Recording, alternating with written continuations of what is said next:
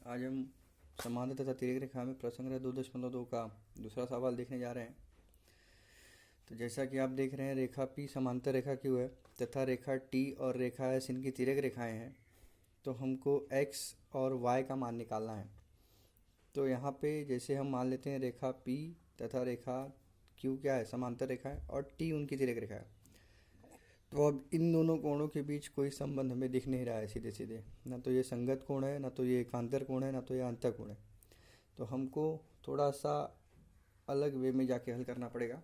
तो देखते हैं, इसको हम लोग मान लेते हैं a। अब हम केवल पहले a का मान निकालते हैं।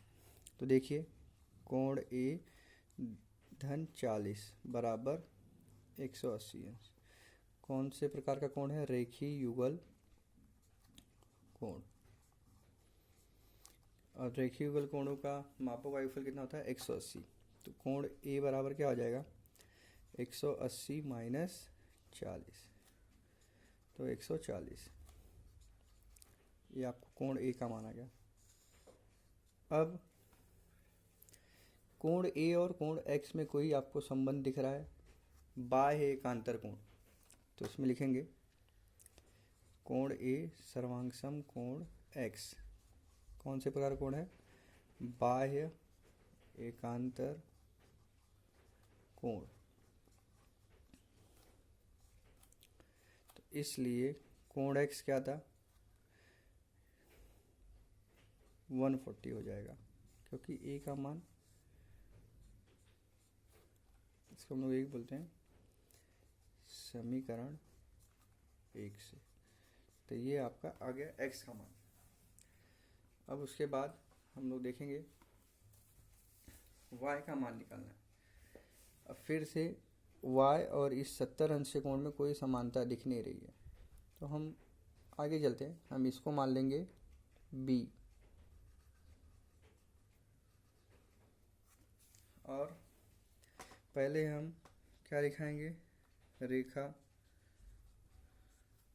P समांतर रेखा Q तथा रेखा S उनकी तिर्यक रेखा है।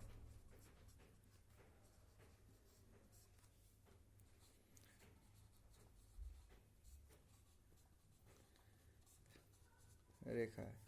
तो फिर हम लोग क्या दिखाएंगे? अभी कोण B बराबर कितना हो जाएगा? 70 अंश। क्यों?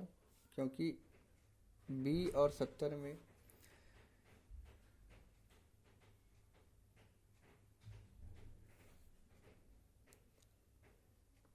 नहीं, ये नहीं निकालते हैं, ये लेते हैं हम लोग, इसको B लेते हैं। तो कोण B बराबर 70 अंश। तो यहाँ पे कौन सा संबंध हो जाएगा? संगत कोण। ओके। तो अब फिर इसको हम लोग समीकरण 2 बोल देंगे। अब हम क्या देखेंगे? कोण y और कोण b में क्या संबंध है? तो कोण b धन कोण y बराबर 180 अंश। फिर से कैसे कोण है? रेखीय युगल कोण।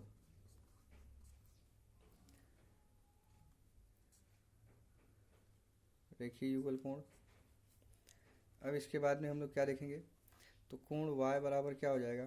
क्योंकि b का मान हमको पता है, तो क्या हो जाएगा? 180 माइनस 70, तो कितना हो जाएगा? 110 अंश। तो कोण y और कोण x का मान अपने को पता लग गया। या हम लोग बोल सकते हैं आंसर में लास्ट में, इसलिए x बराबर 140 और y बराबर 110 अंश। तो इस तरीके से हम कोण का मान निकाल सकते हैं। देख लीजिए तब तक। फिर उसके बाद में तीसरा सवाल देखेंगे।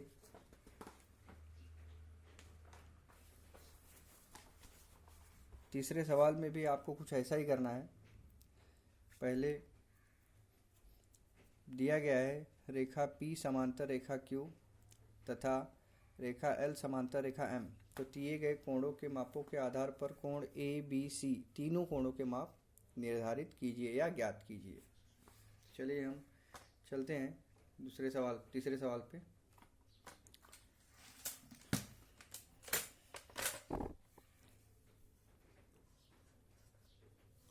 सबसे पहले हम आकृति बनाएंगे।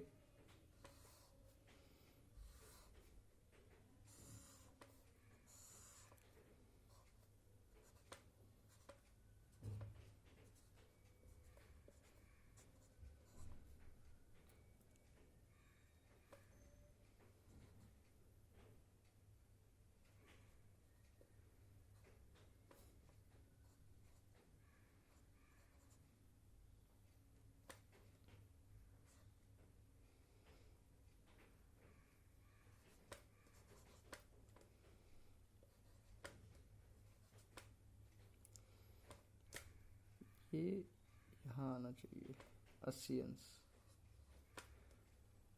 और ये यहाँ। अब इस तरीके से हम आगे बढ़ेंगे, देखते हैं। अब देखिए जैसे हल,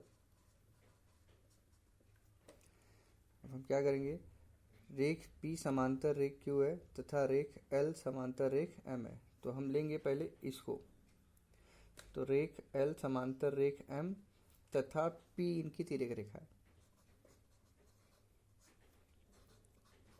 रेखा L समांतर रेखा M तथा रेखा P इनकी तिर्यक रेखा है।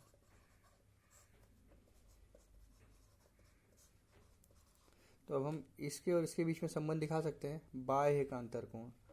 तो कोण C बराबर 80 अंश, क्या आ जाएगा, बाह्य एकांतर कोण।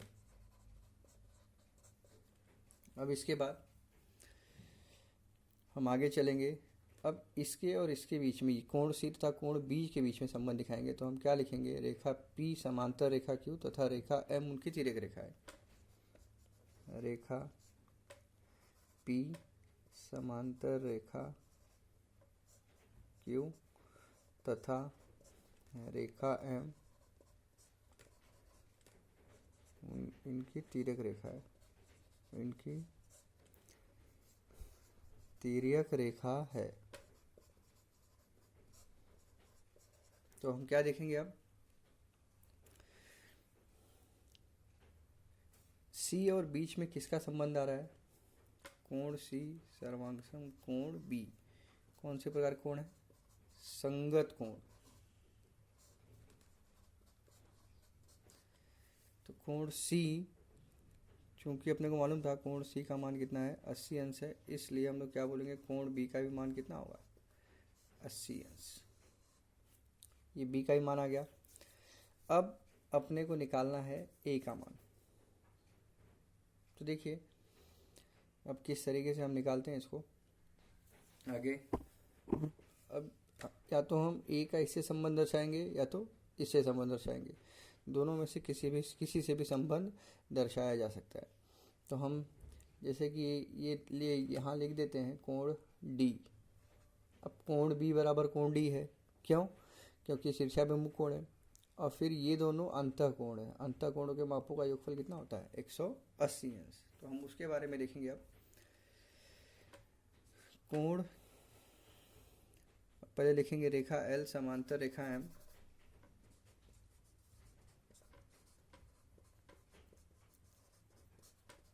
तथा रेखा Q इनकी तिर्यक रेखा है। अब इसके बाद में तब हम क्या दिखाएंगे, कोण B सर्वांगसम कोण D शीर्षाभिमुख कोण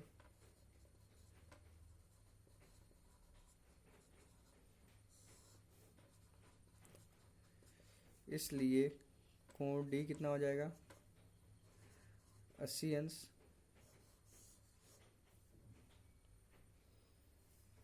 अब इसके बाद फिर दिखाएंगे हम लोग कोण A धन कोण D बराबर 180 अंश रेखीय युगल कोण। तो कोण D बराबर 180 माइनस कोण A बराबर 180 माइनस D का मान कितना था, 80। तो कोण A बराबर कितना हो गया, 100 अंश। इस तरीके से हमें कोणों का माप मिल गया। आंसर में लिखेंगे कोण A बराबर 100 अंश, कोण B बराबर 80 अंश, कोण C बराबर 80 अंश। तो इस तरीके से हमारा 2 सवाल हो गया। अब लास्ट वाला सवाल जो चौथा है, 5वां सवाल आपको सिलेबस में नहीं है, चौथा सवाल है, उसको आपके लिए होमवर्क है, आप वो करके उसको रखिए। धन्यवाद।